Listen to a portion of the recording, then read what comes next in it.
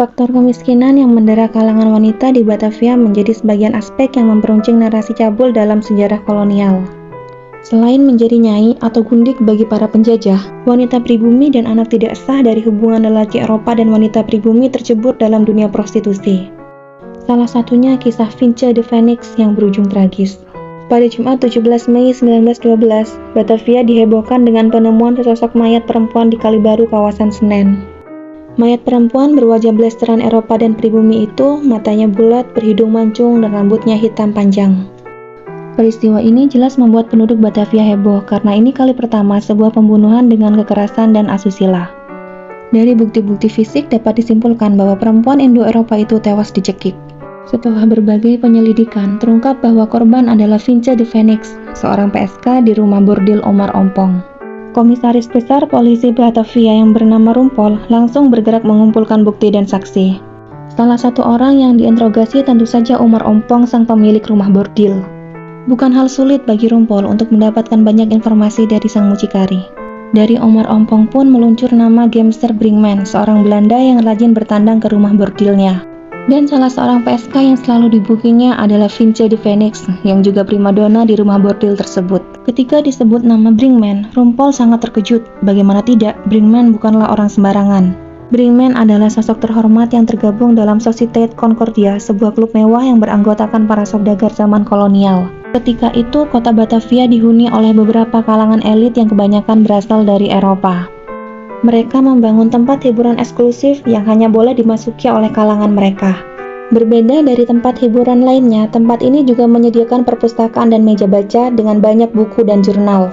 Tempat hiburan ini dinamakan Societe atau klub, berupa gedung yang menyediakan minuman keras dan hidangan ala Eropa.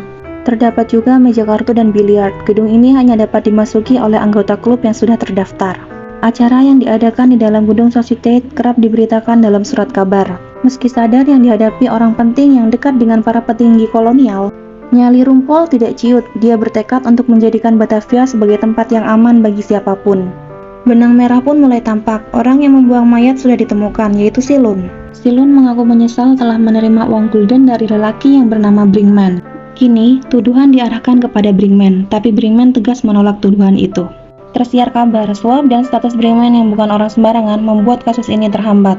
Kala itu, nama baik seorang Belanda jauh lebih penting daripada seorang blasteran, apalagi dengan jelas korban seorang pelacur.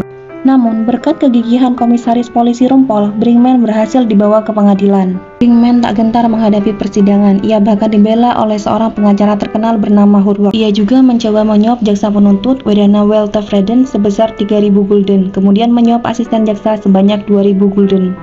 Melalui uang suap dan pengaruhnya yang kuat di klub orang Belanda, dia masih terkekeh di meja hijau. Brinkman sangat yakin akan bebas. Apalagi posisi orang Belanda dan pribumi ibarat langit dan bumi. Namun, dia makin tersudut tatkala para saksi dihadirkan. Salah satunya Rosna, atau ada yang menyebut Rauna, salah satu kawan Vince yang mengintip dari balik bilik bambu. Kesaksiannya membuat langit runtuh bagi Brinkman. Kutipan kesaksian Rosna pada ketua pengadilan berbunyi, "Tuan, saya seorang perempuan, jadi saya penakut. Tapi saya katakan sekali lagi, laki-laki itulah yang telah melakukan pembunuhan." Brinkman makin tersudut dan dinyatakan bersalah, lalu dijatuhi hukuman mati. Namun, saat di dalam penjara, Brinkman keburu menghabisi nyawanya sendiri. Di pengadilan terungkap motif Brinkman menghabisi nyawa Vince. Brinkman menginginkan Vince jadi gundiknya, namun Vince menolak. Brinkman yang sangat dihormati itu tersinggung dan naik pitam. Vince pun dicekik hingga tewas, sementara Silun yang dijanjikan mendapatkan upah atas jasa membuang mayat juga masuk penjara. Kisah Vince dan lika-liku penangkapan Brinkman cukup menghebohkan kala itu. Surat kabar dan buku ditulis untuk mengulas kasus ini. Wartawan Rosyan Anwar pernah menulis kasus ini meski tidak panjang. Rosyan menulis akhir kisah Brinkman. Di dalam sel kematian, sungguh Brinkman tidak percaya bahwa seorang kulit putih yang kaya harus membayar dengan nyawanya sendiri karena membunuh seorang pelacur Indo.